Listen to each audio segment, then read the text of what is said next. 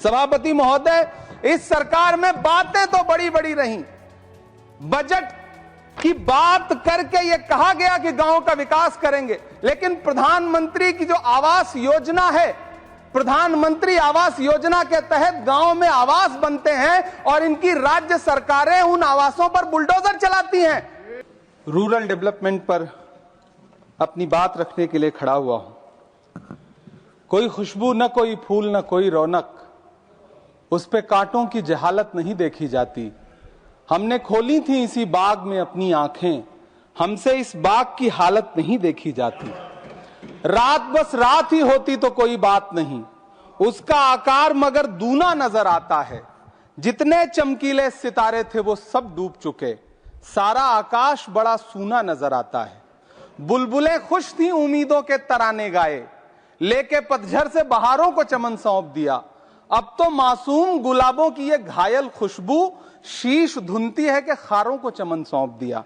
तुमने क्या काम किया उनके अभावों के लिए, जिनकी मेहनत से तुम्हें तख्त मिला, ताज मिला। उनके सपनों के जनाजों में तो शामिल होते, जिनके चुप रहने की वजह से तुम्हें राज मिला। उदय प्रताप जी ने बहुत शानदार ये कविता कही है कि कवि की आवाज बगावत पे उतर आई है, दल के दलदल से हमें कोई सरोकार नहीं। तुमने इस देश की तस्वीर बिगाड़ी ऐसे, जैसे इस देश की मिट्टी से तुम्हें प्यार नहीं। वरना अंजाम वही होगा जो पहले भी हुआ। कुर्सी तो कुर्सी है, निगाहों से उतर जाओगे। मौत आनी है जब आएगी तुम्हारी खातिर, मौत से पहले बहुत पहले ही मर जाओगे। सभापति महोदय, गांव की परिकल्पना में प्यार था, अपनापन था, भाईचारा था। कभी महात्मा गांधी ने जब गांव का सपना बुना तो मुझे लगता है उसमें वो मोहब्बत थी कि गांव में अगर किसी बिटिया की शादी होती थी तो पूरा गांव अपने संसाधन लेकर के, कोई चारपाई लेकर के, कोई गुड़ लेकर के, कोई प्रेम लेकर के खड़ा हुआ करता था। लेकिन पिछले 2014 के बाद से गांव में जो नफरत बो करके विकास किया गया है वो अद्भुत और अकल्पनीय है। हालत यह है, हम जिस गांव में पैदा हुए उन गांव में कोई सीताराम चाचा, कोई भगवती चाचा हम लोगों की उंगली पकड़ करके चौराहों पर हमें मिल जाता था, आशीर्वाद भी देता था और डांटता भी था। लेकिन मौजूदा स्थिति यह हो गई है कि गांव में चाय, जो गुड़ की चाय बना करती थी, उसकी चकल्लस में जो चर्चा होती थी, उसमें जब से चाय में चर्चा वाली राजनीति घुसी है, उसने पूरे गांव का माहौल ऐसा कर दिया कि आप अब एक दूसरे से प्रेम से बैठ के बात भी नहीं कर सकते। मैं, माननीय मंत्री जी यहां पर मौजूद हैं, रूरल डेवलपमेंट के मंत्रालय के बजट पर चर्चा हो रही है। चाहे मनरेगा हो, चाहे किसान हो, सारा इससे जुड़ा वर्ग परेशान है। मजदूरों की स्थिति ऐसी है कि आप मनरेगा को प्रोत्साहित करने के बजाय मनरेगा को समाप्त करने की कोशिशों में लगे हुए।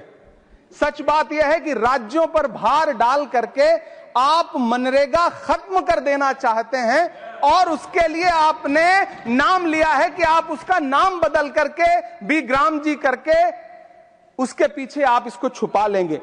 गांव में सड़कों की स्थिति खस्ता हाल है, चाहे उत्तर प्रदेश हो, चाहे मध्य प्रदेश हो, चाहे गुजरात हो, चाहे राजस्थान हो।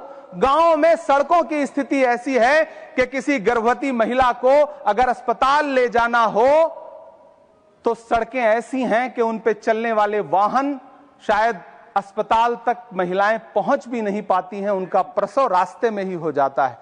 महोदय, गांव में हालत यह है कि किसान आपके सामने सरकार के सामने लगातार अपनी मांगे लेकर के खड़ा रहा, लेकिन इस सरकार ने दिल्ली के रास्ते की तरफ कूच करने वाले किसानों की राह में फूल नहीं बिछाए बल्कि कीलें बिछाई। 750 से ज्यादा किसान शहीद हुए।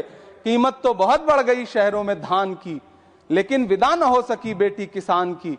मौका मिला तो लोगों ने कुर्सी के वास्ते तस्वीर ही बिगाड़ दी हिंदुस्तान की।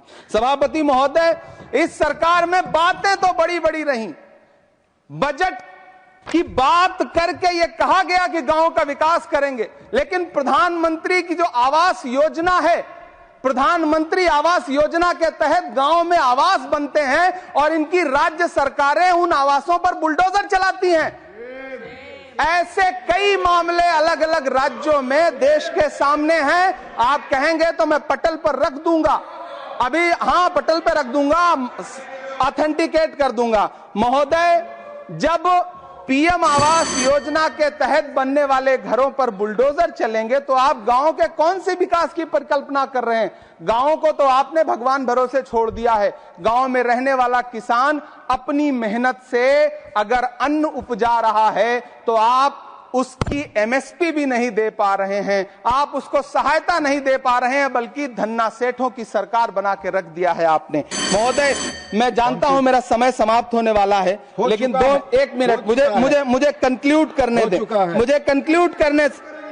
सर, हमारी आंखों में तो ऐसे गांव के सपने थे कि जहां रहने वाले ग्रामीण अंचल के लोग शहरों की तरफ पलायन ना करें, ऐसा सपना हम देखा करते थे। लेकिन गांव में डेवलपमेंट के नाम पे इस सरकार ने मूलभूत सुविधाओं से भी गांव को वंचित रखा हुआ है, जिसकी वजह से गांव पलायन करके शहर की तरफ भाग रहे हैं और गांव के गांव खाली होते जा रहे हैं।